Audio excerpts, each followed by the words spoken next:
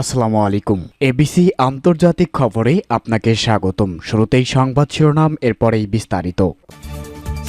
পুরো মধ্যপ্রাচ্য জুড়ে বাড়ছে তৃতীয় বিশ্বযুদ্ধের দামামা, আর এরই মধ্যেই আমাদের হাতে এসে পৌঁছেছে গুরুত্বপূর্ণ আন্তর্জাতিক সংবাদ। শুরুতেই শিরোনাম, ইউরেনিয়াম সমৃদ্ধ করার নতুন পরিকল্পনা, ইরানের উত্তেজনা বাড়ার আশঙ্কা।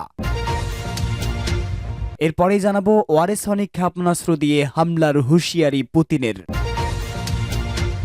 জানাবো তাইওয়ান ঘিরে চীনের ৪১টি সামরিক বিমান ও জাহাজের মহড়া, তৃতীয় বিশ্বযুদ্ধের দামামা।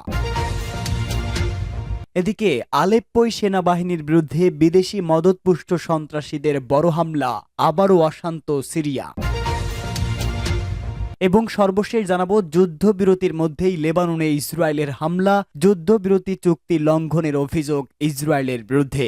এতক্ষণ শুনছিলেন সংবাদ শিরোনাম, এবারে বিস্তারিত। তবে তার আগে প্রতিদিনের আপডেট আন্তর্জাতিক সংবাদ সবার আগে পেতে ভিডিওটিতে একটি লাইক দিয়ে চ্যানেলটি সাবস্ক্রাইব করার অনুরোধ রইল। ইউরেনিয়াম সমৃদ্ধ করার নতুন পরিকল্পনা, ইরানের উত্তেজনা বাড়ার আশঙ্কা। ইউরেনিয়াম সমৃদ্ধ করার কেন্দ্রগুলোতে আরও ৬,০০০-এর বেশি পারমাণবিক সেন্ট্রিফিউজ স্থাপনের পরিকল্পনা করেছে ইরান। জাতিসংঘের পারমাণবিক পর্যবেক্ষক সংস্থা আন্তর্জাতিক আণবিক শক্তি সংস্থার কাছে এই তথ্য জানিয়েছে দেশটি। প্রতিবেদনে ইরানের পরিকল্পনা বাস্তবায়নের বিস্তারিত লেখা হয়েছে। গত সপ্তাহে যুক্তরাজ্য, ফ্রান্স, জার্মানি ও যুক্তরাষ্ট্রের অনুরোধে আইইএর ৩৫টি দেশের বোর্ড অব গভর্নরদের পাশ করা একটি প্রস্তাবের জবাবে ইরান এই ঘোষণা দিয়েছে। উৎপাদন সক্ষমতা বাড়ানোর মানে হল ইরান আরও দ্রুত সময়ের মধ্যে নিজেদের ইউরেনিয়াম সমৃদ্ধ করতে পারবে। এতে পারমাণবিক বিস্তারের ঝুঁকি বেড়ে যাওয়ার আশঙ্কা করা হচ্ছে। পারমাণবিক অস্ত্র তৈরি করতে চাওয়া অভিযোগ অস্বীকার করে আসছে ইরান। তবে পশ্চিমা শক্তিধর দেশগুলো বলছে ইরান কেন ৬০% পর্যন্ত পরিশুদ্ধি ইউরেনিয়াম সমৃদ্ধ করেছে তার ব্যাখ্যা দেশটি দেয়নি। পারমাণবিক বোমা তৈরি করা ছাড়া কোনো দেশ এই ইউরেনিয়াম সমৃদ্ধ করে না, কারণ ৬০% পরিশুদ্ধতার মানটি অস্ত্র তৈরির মানে খুব কাছাকাছি। এটি অস্ত্র মানের প্রায় ৯০% বিশুদ্ধতার কাছাকাছি। বার্তা সংস্থা রয়টার্সের প্রতিবেদনে বলা হয়েছে, নতুন সেন্ট্রিফিউজের ক্ষেত্রে ইরান ৫% পরিশুদ্ধতার কথা বলেছে, যা ৬০% থেকে অনেক কম। বিশুদ্ধতা কম হওয়ার, বিশেষ করে ফর্ডো কেন্দ্র বিষয়টিকে ইরানের সমঝোতামূলক পদক্ষেপ হিসাবে দেখা হতে পারে, কারণ মার্কিন প্রেসিডেন্ট হিসাবে ডোনাল্ড ট্রাম্প দায়িত্ব গ্রহণের আগেই ইউরোপ শক্তিধর দেশগুলোর সঙ্গে মনৈক্যের জায়গা খুঁজে বের করতে চাইছে ইরান। যদিও পরবর্তী সময় সহজেই ইউরেনিয়াম সমৃদ্ধকরণের মাত্রা পরিবর্তন করতে পারে দেশটি।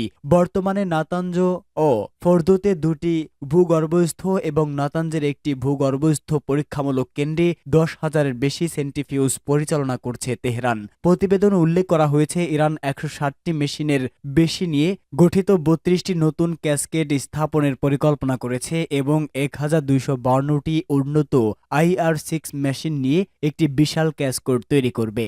ওয়ারেসনিক ক্ষেপণাস্ত্র দিয়ে হামলার হুঁশিয়ারি পুতিনের। ইউক্রেনের জ্বালানি খাতে ব্যাপক হামলার পর নতুন করে হুঁশিয়ারি বার্তা দিলেন রুশ প্রেসিডেন্ট ভ্লাদিমির পুতিন। তিনি রাশিয়ার নতুন ব্যালিস্টিক ক্ষেপণাস্ত্র ওয়ারেসনিক দিয়ে ইউক্রেনের রাজধানী কিয়েভে নীতি নির্ধারণের সঙ্গে জড়িত কেন্দ্রগুলোতে হামলার হুমকি দিয়েছে। শুক্রবার বিবিসির অনলাইন প্রতিবেদনে এই তথ্য জানানো হয়েছে। গতকাল বৃহস্পতিবার ইউক্রেনের জ্বালানি স্থাপনায় রাতভর তুমুল হামলা চালিয়েছে রাশিয়ান বাহিনী, আর কয়েক ঘন্টা পরেই নতুন করে হুঁশিয়ারি দেন পুতিন। তিনি বলেছেন, মার্কিন সরবরাহকৃত ATACMS ক্ষেপণাস্ত্র দিয়ে রুশ ভূখণ্ডে হামলার জবাবেই এই আক্রমণ। এদিকে ইউক্রেনের প্রেসিডেন্ট ভলোদিমির জেলেনস্কি সতর্ক করে বলেছেন, জ্বালানি স্থাপনায় হামলার মাধ্যমে ব্ল্যাকমেইলের কড়া জবাব দেওয়া হবে। ২০২২ সালের ২৪ ফেব্রুয়ারি থেকে যুদ্ধ শুরুর পর গত সপ্তাহে প্রথমবারের মতো রুশ ভূখণ্ডে ATACMS ক্ষেপণাস্ত্র দিয়ে হামলা চালায় ইউক্রেন। ওই হামলার জবাব দিতেই ইউক্রেনে গতকাল রাতভর হামলা চালিয়েছে রাশিয়ান বাহিনী। বিবিসির প্রতিবেদনে বলা হয়েছে, হামলার কারণে ইউক্রেনের অন্তত ১০ লাখ মানুষ বিদ্যুৎহীন হয়ে পড়েছে। তবে হামলায় এখন পর্যন্ত কোনো হতাহতের খবর পাওয়া যায়নি। পুতিন বলেছেন, এই হামলায় ৯০টি ক্ষেপণাস্ত্র এবং ১০০টি ড্রোন ব্যবহার করা হয়েছে, যার মধ্যে ওয়ারেসনিক ক্ষেপণাস্ত্রও আছে। এই ক্ষেপণাস্ত্র সম্পর্কে পুতিন গত সপ্তাহে জানান, ক্ষেপণাস্ত্রটি ম্যাক 10 গতিসম্পন্ন, অর্থাৎ প্রতি সেকেন্ডে ২.৫ থেকে ৩ কিলোমিটার গতিতে চলে। বর্তমানে এই অস্ত্রটি ত্রুটি প্রতিহত করার কোনো উপায় নেই। এছাড়া রুশ সামরিক বিশেষজ্ঞ ইলিয়া ক্রামনিক বলেন, ওয়ারেসনিক সম্ভবত মধ্যম পাল্লার ক্ষেপণাস্ত্রের নতুন প্রজন্ম। এই ক্ষেপণাস্ত্রের পাল্লা 2500 থেকে 3000 কিলোমিটার এবং সম্ভবত 5000 কিলোমিটার পর্যন্ত প্রসারিত হতে পারে, অর্থাৎ 5000 কিলোমিটার দূরের লক্ষ্যবস্তুতে এটি আঘাত হানতে সক্ষম। তাইওয়ান ঘিরে চীনের 41টি সামরিক বিমান ও জাহাজের মহড়া। তাইওয়ান ঘিরে আবারও সামরিক তৎপরতা বৃদ্ধি করছে চীন। তাইওয়ানের চারপাশে 41টি চীনা সামরিক বিমান এবং জাহাজ শনাক্ত করা হয়েছে। স্থানীয় সময় শুক্রবার তাইওয়ান একথা বলেছে বলে এএফপির প্রতিবেদনে বলা হয়েছে। প্রতিবেদনে বলা হয়, রাষ্ট্রীয় সফরে বের হবেন প্রেসিডেন্ট লাই চিং-তে এবং এই সফরের অংশ হিসাবে যুক্তরাষ্ট্রের হাইওতে যাত্রাবিরতি নেবেন তিনি। প্রশান্ত মহাসাগরীয় অঞ্চলে এই সফরের খবরে বেইজিং ক্ষোভের জন্ম দিয়েছে। তাইওয়ান ও আঞ্চলিক নিরাপত্তা বিশ্লেষকদের মতে আসন্ন দিনগুলোতে তাইওয়ানের নিকটে সামরিক মহড়া শুরু করতে পারে চীন। তাই এই মহড়ার অজুহাত হিসাবে লাইয়ের প্রশান্ত মহাসাগরীয় সফর ও যুক্তরাষ্ট্রে যাত্রা বিরতিকে চীন ব্যবহার করতে পারে বলে ধারণা করছে তারা। বেইজিং স্বশাসিত তাইওয়ানকে তাদের ভূখণ্ডের অংশ হিসাবে দাবি করে এবং সার্বভৌমত্ব জাতি হিসাবে এই দাবির যে কোনো আঞ্চলিক আন্তর্জাতিক স্বীকৃতিরও বিরোধিতা করে। তাইওয়ানের আশেপাশে প্রায় প্রতিদিনই যুদ্ধ বিমান, ড্রোন এবং যুদ্ধজাহাজ মোতায়েন করে বলে দাবি করে তাইওয়ান। সাম্প্রতিক বছরগুলোতে সেই সংখ্যা আরও বৃদ্ধি পেয়েছে বলেও জানিয়েছে দেশটি। চলতি বছর তাইওয়ানের চারপাশে দুটি বড় আকারের যুদ্ধ মহড়া পরিচালনা করেছে চীন। এএফপির প্রতিবেদনে বলা হয়েছে, আজ স্থানীয় সময় শুক্রবার সকাল 6টা পর্যন্ত 33টি চীনা যুদ্ধ বিমান এবং 8টি নৌবাহিনীর জাহাজ আকাশ সীমা এবং জলসীমায় শনাক্ত করা হয় বলে তাইওয়ানের প্রতিরক্ষা মন্ত্রণালয় জানিয়েছে। এর মাধ্যমে 19টি যুদ্ধ বিমান গতকাল বৃহস্পতিবার সন্ধ্যায় চীনের যৌথ যুদ্ধ প্রস্তুতি টহলের অংশ নিয়েছিল। তাইওয়ানের মন্ত্রণালয়ে প্রতিদিন প্রকাশিত পরিসংখ্যানের এএফপি সমীক্ষা অনুসারে গত 3 সপ্তাহেরও বেশি সময়ে মধ্যে আজকের সংখ্যাটি ছিল সর্বোচ্চ। এদিকে তাইওয়ান অভিযোগ করেছে চীনা বেলুনও দ্বীপের কাছে উড়ে যাচ্ছে। তাইওয়ানের institute for national defence and security রিসার্চের সামরিক বিশেষজ্ঞ সুচু উইউন এএফপিকে বলেছে, লাইয়ের সফরের প্রতিক্রিয়ায় চীন তুলনামূলকভাবে আরও বড় আকারের সামরিক মহড়া করতে পারে। এই আশঙ্কা উড়িয়ে দেওয়া যাবে না।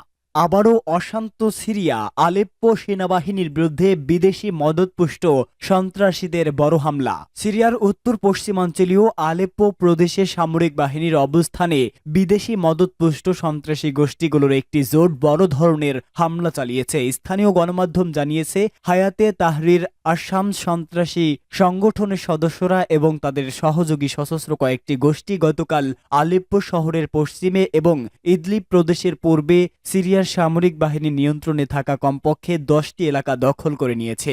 ব্রিটেন ভিত্তিক কথিত সিরিয়ান অবজারভেটিভ ফর হিউম্যান রাইটস বলেছে, ভারী সংঘর্ষের ফলে প্রায় 100 সৈন্য ও সন্ত্রাসী নিহত হয়েছে। সিরিয়ান অবজারভেটরির কর্মীরা জানিয়েছে যে মিত্র সশস্ত্র গোষ্ঠী 16 সদস্যের সাথে হায়াতে তাহরির আসামের 44 জন সদস্য নিহত হয়। অবজারভেটরি এক বিবৃতিতে বলেছে, বিভিন্ন পদমর্যাদার কমপক্ষে 4 জন কর্মকর্তা সহ সিরিয়ার সামরিক বাহিনীর 37 জন সদস্য নিহত হয়েছেন এবং 5 সদস্যকে বন্দী করা হয়েছে। এছাড়া অস্ত্রের ডিপো, সাজোয়া যান, মেশিনারিজ এবং ভারী অস্ত্র দখল করেছে সন্ত্রাসীরা। মনিটরিং গ্রুপটি আরও বলেছে যে সংঘর্ষে শিশুসহ বেসামরিক লোকজন আহত হয়েছে। লেবাননের আল মায়াদিন টেলিভিশন নেটওয়ার্ক সিরীয় সূত্রের বরাত দিয়ে বলেছে, হায়াতে তাহরির আশামস ইদলিব শহর এবং উত্তরাঞ্চলের সমস্ত হাসপাতালকে অস্ত্র পাচার বন্ধ করতে এবং শুধুমাত্র যুদ্ধে আহত সন্ত্রাসীদের চিকিৎসার ব্যবস্থা দিতে নির্দেশ দিয়েছে। যুদ্ধবিরতির মধ্যেই লেবাননে ইসরায়েলের হামলা। যুদ্ধবিরতির মধ্যেই লেবাননে হামলার অভিযোগ উঠেছে ইসরায়েলের বিরুদ্ধে। জার্মান সংবাদ মাধ্যম ডয়েচে ভেলের প্রতিবেদনে বলা হয়েছে, ইসরায়েলি সেনার বিরুদ্ধে গুলি চালানো এবং রকেট হামলার অভিযোগ তোলা হয়েছে। লেবাননের অভিযোগ, অন্তত 6টি জায়গায় ইসরায়েল হামলা করেছে। এর আগে গত বুধবার ভোর 4টা থেকে হিজবুল্লাহ এবং ইসরায়েল যুদ্ধবিরতি শুরু হয়। প্রতিবেদনে বলা হয়েছে, যুদ্ধবিরতির পর লেবাননের মানুষ ফের ঘরে ফিরতে শুরু করেছে, কিন্তু তারই মধ্যে ইসরায়েল হামলা শুরু করেছে। হয়েছে। লেবাননে একে চুক্তি বিরুদ্ধে বলে দাবি করেছে, তবে ইসরায়েলের সেনা জানিয়েছে সীমান্ত অঞ্চলে তারা গুলি চালিয়েছে এবং রকেট ছুড়েছে, কারণ সেখানে সন্দেহভাজনদের দেখা গেছে। দক্ষিণ লেবাননে হিজবুল্লাহ ঘাঁটিতে আক্রমণ হয়েছে বলেও তারা জানিয়েছে। এর আগে ইসরায়েলের সেনারা এক পোস্ট করে জানিয়েছে দক্ষিণ লেবাননে বিকেল 5টা থেকে শুক্রবার সকাল 7টা পর্যন্ত কারফিউ জারি রয়েছিল। সেই সময় যেন কোনো ব্যক্তি বাইর না হন, ওই সময় হিজবুল্লাহর ঘাঁটিতে আক্রমণ হতে পারে বলে মনে করা হয়। লেবাননের সেনারা জানিয়েছে নির্দিষ্ট কর্তৃপক্ষকে এ বিষয়ে সমস্ত তথ্য দেওয়া হবে। যুক্তরাষ্ট্র ও ফ্রান্সের মধ্যস্থতায় হিজবুল্লাহ এবং ইসরায়েলের যে চুক্তি হয়েছে তাতে 60 দিনের মধ্যে ইসরায়েলের সেনাকে লেবানন ছেড়ে চলে যেতে হবে। লেবাননের সেনা হিজবুল্লাহ অধ্যুষিত অঞ্চলগুলোতে মোতায়েন থাকবে, কোনো পক্ষই অন্য পক্ষের উপর আক্রমণ চালাবে না।